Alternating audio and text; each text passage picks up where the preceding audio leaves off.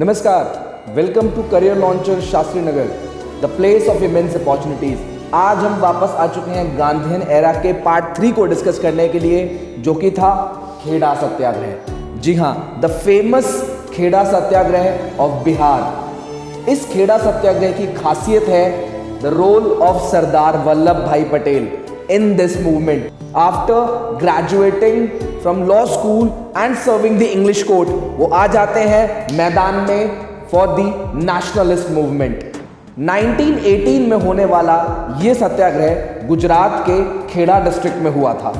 खेड़ा में मॉनसून की मार की वजह से जो क्रॉप फेलियर वहां के पीजेंट्स को फेस करना पड़ रहा था, इस क्रॉप फेलियर के बावजूद भी ब्रिटिश गवर्नमेंट ने उनसे लगान लेना नहीं छोड़ा।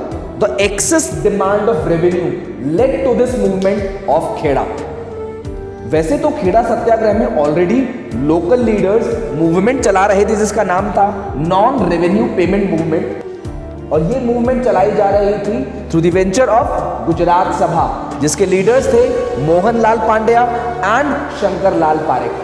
मोहनलाल पांड्या एंड शंकरलाल पारेख गांधी जी से रिक्वेस्ट करते हैं कि वो उनका इस मूवमेंट में साथ दें, बट गांधी जी शुरुआत में इसको डिनाई कर देते क्योंकि वो उस समय बिजी थे।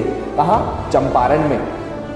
थोड़े समय के बाद कन्विंस होते ही गांधी जी पहुंच जाते हैं बॉम्बे प्रेसिडेंसी, और वहां से फिर खेड़ा सत्याग्रह के लिए आगे बढ़ते हैं।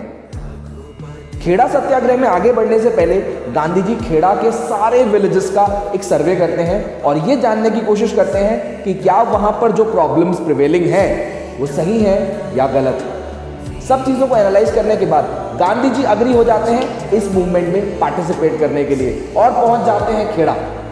इस बीच गुजरात सभा का उनको वाइस प्रेसिडेंट बनाया जाता है और इस मूवमेंट में गांधी जी अपना रोल प्ले करते हैं। इस मूवमेंट को हम लोग क्रॉप फेलियर मूवमेंट भी कहते हैं, और इस मूवमेंट में गांधी जी ने अपना पहला नॉन कोऑपरेशन एक्सपेरिमेंट किया था। गांधी जी का first non cooperation experiment Kheda Satyagraha है, जो कि मार्च में हुआ था। गांधी जी अपना पुराना फॉर्मूला अपनाते हैं और फिर से कोर्ट पहुंच जाते हैं विद द ब्रिटिश लॉ, ये देखने के लिए कि क्या ब्रिटिशर्स अपने ही लॉ को मानेंगे या नहीं।